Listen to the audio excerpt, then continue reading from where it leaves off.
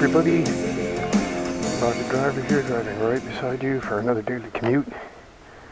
And man, is it potentially dangerous out here this morning.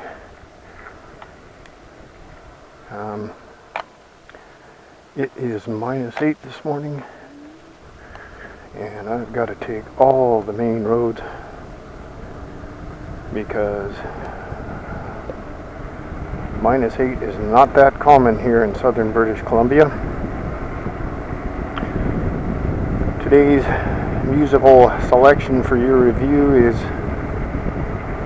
by a band, very unique style, by the name of Grails, and the song is called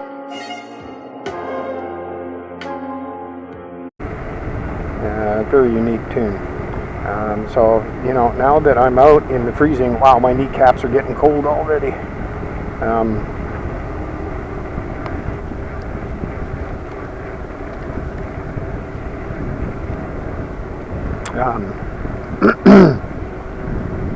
May as well get on the question of weather. And, you know, here in British Columbia, it's -8 this morning, and that is an extremely low temperature here for southern British Columbia. You know, if we get a -4, pardon me, if we get a -4, you see people start saying, holy cow, what's going on out there? Well, we're sitting at -8 this morning. And the old global warming thing is just not working out too well for the British Columbians, I can tell you that. Doesn't seem to be working out too well for people living in the eastern seaboard of North America. You've got areas now in the eastern states that are now calling for a state of emergency, or calling a state of emergency because of the temperatures. Certain areas, believe it or not, at this point, colder than Antarctic. Now, it is summer in Antarctica, but nonetheless, that's pretty astounding.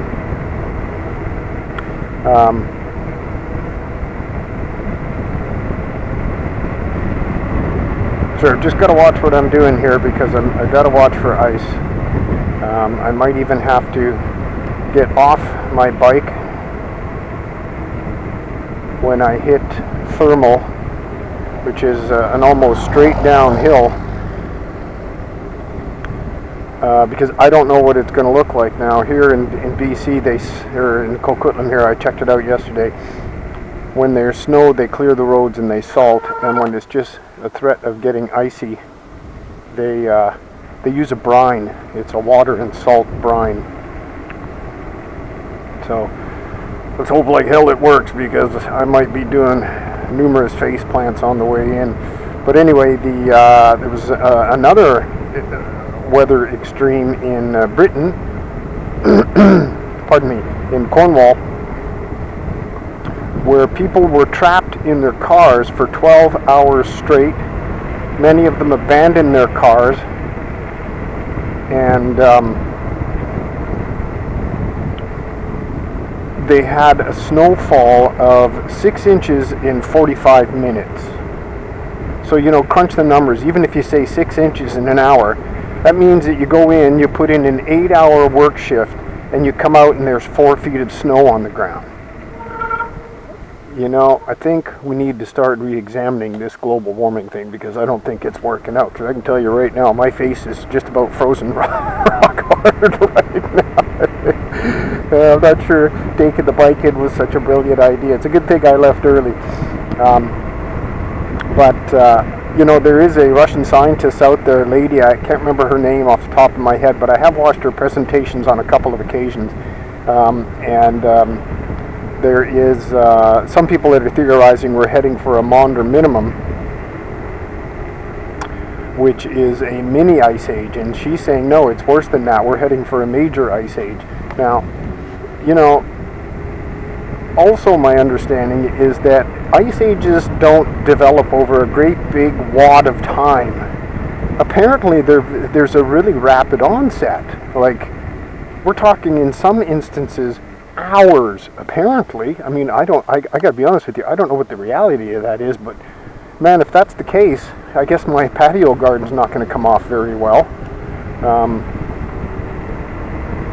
Actually, the road looked pretty good. I mean, it is cold, man. My ears are freezing rock hard right now.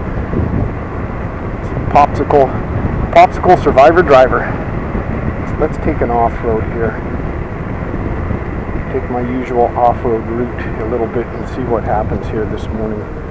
Apparently also what they're finding with the cold here in the east is that it's really having an effect on electric cars. It never occurred to me, and it should have, because my family is from northern Ontario, like, you know, kind of relatively speaking, a stone's throw from Hudson's Bay, and you know, my dad would tell me that you know, you'd have to change your car battery just about every year there. How, like, you know, how it was great being in British Columbia because you didn't have to pay as much for car batteries. And then, you know, explained to me that, you know, the cold would destroy the batteries. And I guess that's what they're finding. They're having a problem with these electric cars discharging their power supply rapidly in this kind of cold. And this is a good experiment for me too, because I'm on an electric bike here, a Volt bike, Yukon 750 limited edition, beautiful bike by the way, and of course it's electric. Now I've got two batteries. I've hooked up a second battery that I purchased from Electro Bike World down in Texas. Got some great customer service out of these guys. They're really good. So we'll see what happens. I think what they're talking about, though, is that when you're hitting extreme temperatures, you know, like in northern Ontario where I was born, you're hitting minus 40 all the time there in the winter. So it's a little bit different than here being at minus 8. But my earlobes don't really seem to distinguish that great a difference right now. So let's get on to some other things. You may have seen that Gavin McInnes is suing for defamation. Ooh, might be hitting some ice here that I don't really want. Suing for defamation the Southern Poverty Law Center, as they've got him on a list, not a very infamous list, I guess you could say. Where just broadly speaking, he's kind of listed as a extreme right-wing activist, a racist, kind of a misogynist, all of these typical insults that the left likes to hurl at people when they don't go along with what they say, with what the left says. So he's suing them for defamation. One reporter asked at the press release, you know, what makes you think that it's the Southern Poverty Law Center that is convincing people to stop doing business with you, getting you fired? And he said, well, they're stating as much. They're stating that they saw him on a list in the Southern Poverty Law Center. So, you know, they're saying that's where they've seen it. Wow, is it icy? I'm basically on a piece of solid ice right now.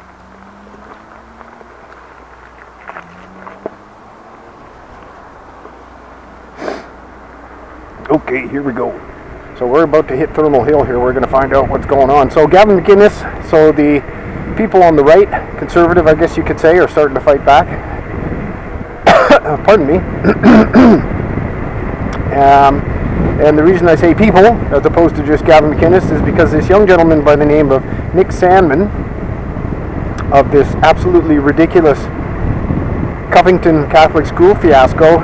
Now that was the young gentleman that was approached by this Native American gentleman. He did not approach the Native American gentleman. He was approached by the Native American gentleman. We know that now. So it was a complete lie, absolute fake news, insulting fake news at that, of a very young man who legally is still a child. And he is now suing a list of over 50, if I'm not mistaken. It's at least 50, but over 50, if I'm not mistaken, entertainment stars and big media names. So we'll pick up with that on the other side of this tune by Grails.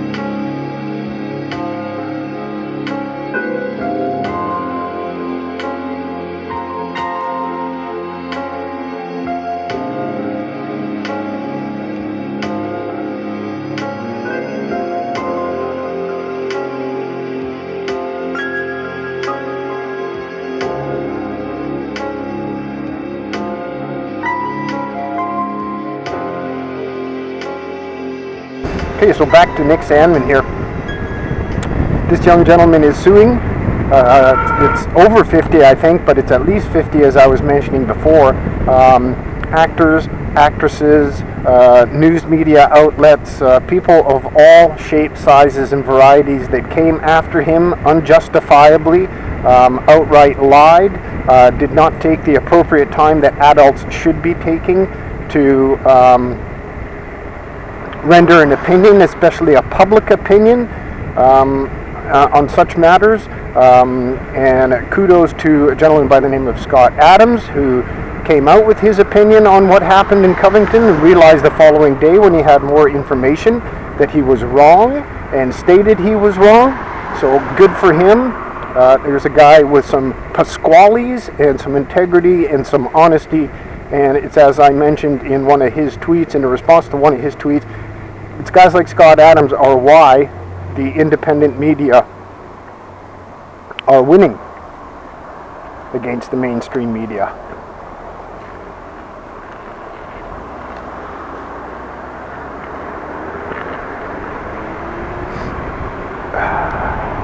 So a little bit of, so anyway, good for this young Nick Covington guy. I'm glad he's out there suing. I saw a couple of tweets that his lawyer had responded prior to actually instigating these cases, and he's suing these people for libel, by the way.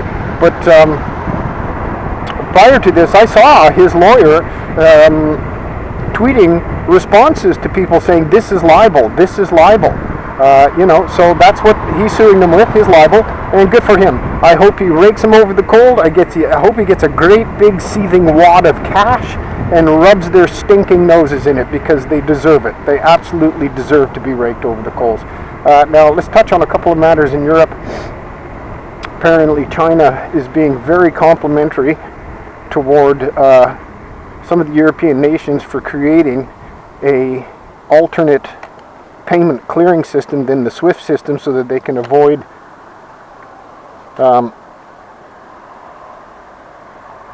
sanctions, U.S. sanctions for trading with Iran. So anybody out there that's cheering this on, one can see the justification for it, because the U.S. currency has to a certain degree been weaponized by the United States, but this is nothing new. When it was Spain with the global reserve currency, it was weaponized to a degree. Same with Portugal, same with Holland, same with France, same with Britain. So United States doing it does not mean that United States is the great Satan. It's I should say. It's actually the way of the world.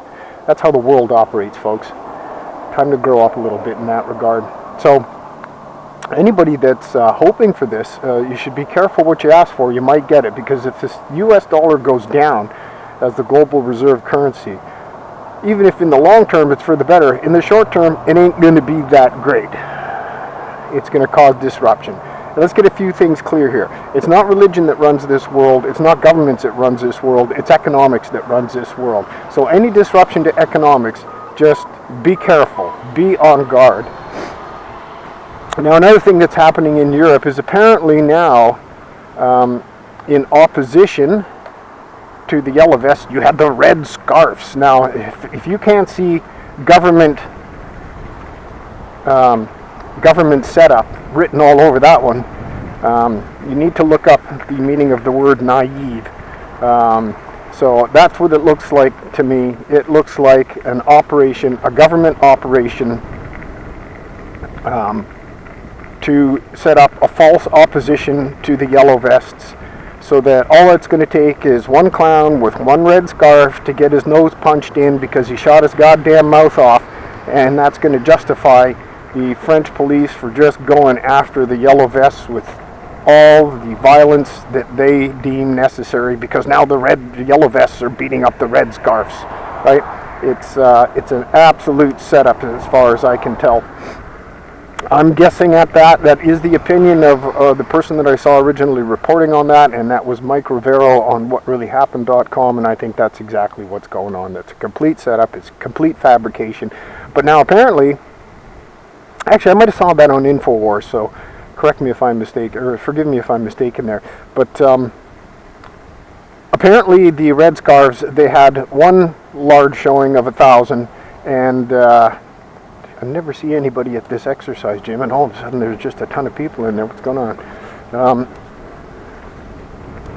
It's a complete setup, I think, the Red Scarves. Just they need an opposition. They need an opposition to the Yellow Vests. They need something to draw attention away from the Yellow Vests being so consistent. So we'll see what happens on that front. But as I've said before, I don't think this is going to end. I don't think this is going to end until Macron is gone. I think he needs to get out of there. Now, something else just quickly regarding the media is, I guess apparently, I don't have anything to do with Super Bowl or any other sports. They're all a bunch of overpaid prima donnas as far as I'm concerned. But nonetheless, you know, bread and circuses, as the Romans used to call it. But I guess Washington Post took out an over $5 million ad, 5.2 million, I think it cost them to run an ad during Super Bowl, talking about how great journalists are and how lucky we are to have them. Yeah, just tell that to Iraq and the mass weapons of destruction. You know, Tom Hanks narrated the ad. Tom, just a little of advice. You're rapidly making an ass of yourself.